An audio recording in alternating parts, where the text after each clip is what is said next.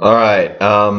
So PSAs stood for public service announcements, and in the 80s and 90s, they were convinced that to a good way to keep kids off drugs is to have commercials telling them not to do drugs.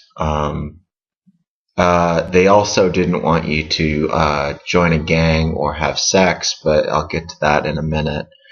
Um, so I basically remember the ones that were like, there's this dad with this like awesome, awesome mustache, and he's all like, he's going into his son's room, and he's like, oh, you never like see what kind of drugs he's on, but I bet he's like doing a lot of coke or something because he has a big mustache, and I don't see him, I don't see him smoking weed or anything. But he's like, oh, where did you learn to do this? Where did you learn to do drugs? And his son's like, oh, I learned it by watching you. And yeah, so the tagline was, parents who do drugs have children who do drugs, which I'm not. Was that for like parents who are doing drugs? And well, which is that's actually kind of counterproductive, because if you think about it, it's like,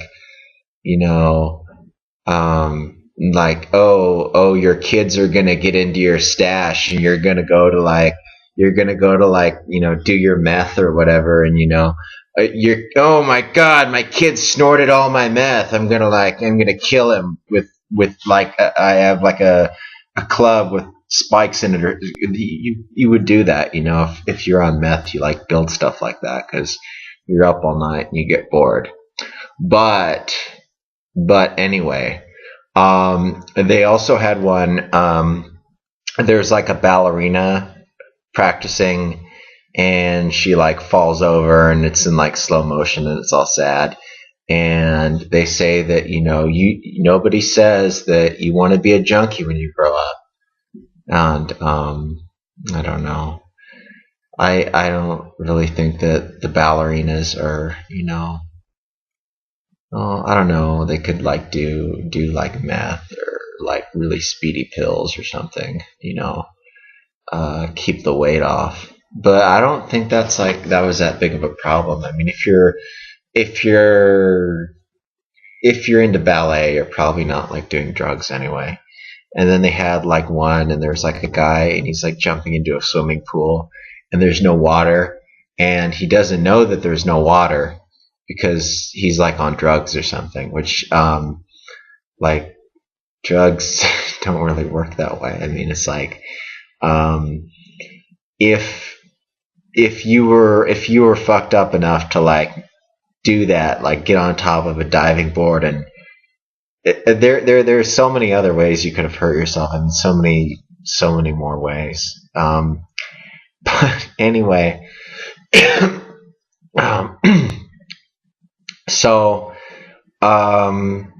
they also had the Dare program. I mean, that was a pretty big thing. They get a cop to come into your school for a couple weeks, and you'd have this unit on doing drugs, and why you should not do that.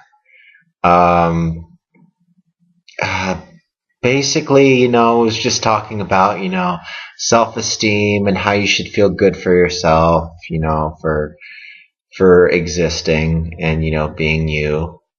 And people are going to come, and they're going to try to get you hooked on drugs, and like they'll offer you like their marijuana cigarettes, but it's a trick, and they're trying to get you hooked on marijuana. And when you get bored smoking marijuana, they're, here's the mushrooms and the heroin, you're going to go right to that. But they also showed it was just this like one video on like how not to join a gang, which yeah, that wasn't really that much of a concern for like me. I went to like a pretty nice school and stuff, and but no, I don't know. The point is from the video was that if you are black or Hispanic, you will join a gang. And joining a gang is, aside from like where they make you like deal drugs for them or kill people or something like that or shoot at people, from your drive-by car, it's not so bad because you have like a lot of people to get your back. But they have to beat you in. Is like to actually join the gang, all the gang members have to beat you up. Or if you're a girl, they all have to have sex with you. And that's called running a train. And this is what they taught us in 6th grade. But if you're a white kid, you can't join a gang. You can only become like a white power, white supremacist, or a Satan worshiper, which is different. And they showed us a video of Satan worshipers, and they were like metal kids with like the denim vest with like the patches and the studs on them and stuff. And they were spray painting pentagrams into the parking lot of like a KFC or a 7-Eleven or something like that. And I guess the KFC people didn't like come out and stop them. It's like, why are you spray painting our parking lot? But that was what they did to invoke the devil, and it gave them powers. And they were like, oh Lord Satan, we beckon you for our dark powers and stuff. And this was like something you didn't want to join, because I don't know, it looks silly or something. Also, they had the sex ed stuff, and the thing I liked was I think it was 4th grade. I mean, it's not like they get out the slides of like the penis, which with the horrible dripping sores on it, which they did in 9th grade, and you didn't even like know what you were looking at because it was just like this dick, and it like up close, and you're like, no. But no, in 4th grade, they taught us that your body is like a house, like a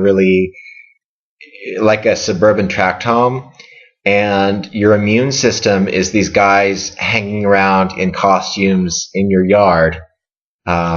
I forget, like really shitty, like Turkish Star Wars costumes. And the AIDS virus is guys in red Star Wars costumes. And then they're trying to break into your house, and your immune system, I guess they like get them out. I wish I could fucking find this video, but I'm not going to, because the AIDS virus tricks your immune system into coming outside the fence, and then they beat them up, and then they like take their costumes, and then they go in and they give you AIDS. And so wear a condom, kids, or something.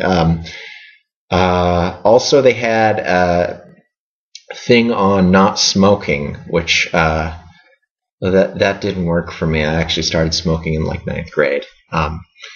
Not due to peer pressure or anything. It's just something to do. It made you look cool, like a cowboy.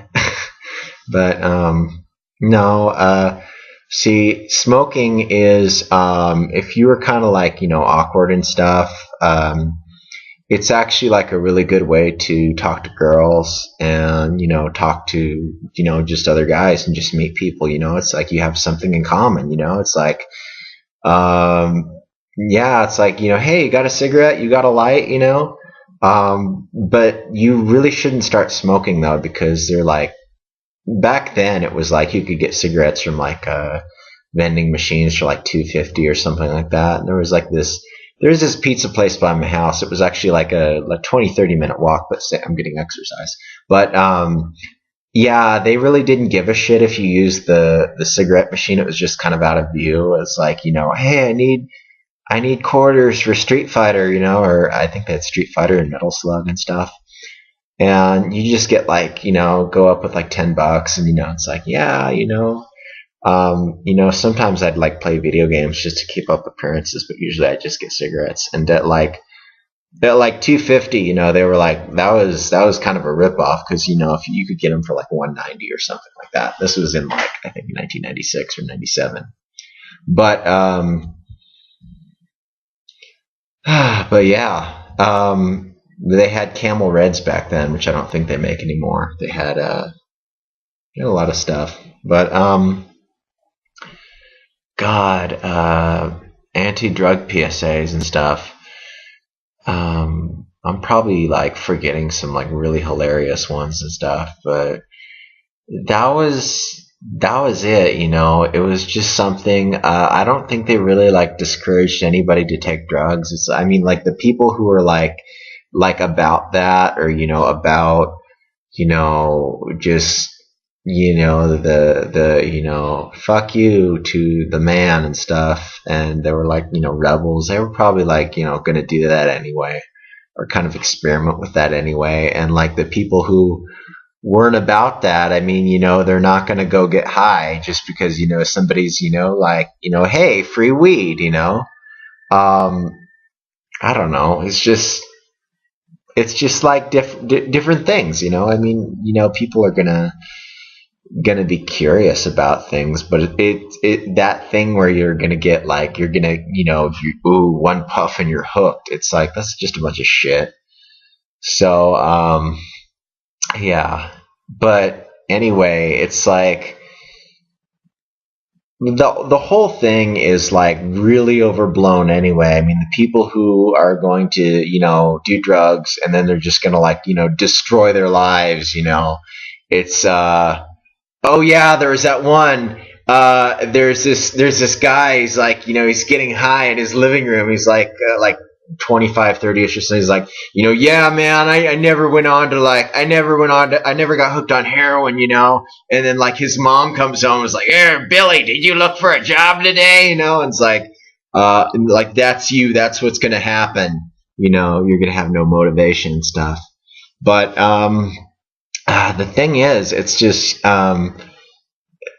that people. That's probably not weed's fault. It just goes with that guy just wants to sit on his ass. And just the weed goes good with that. Now, now see if he went on to harder drugs like he did meth, then he would have like the energy to work for an 8-hour day, or failing that, if he's too like too cracked out, he could probably find something to like occupy his time or something. I mean,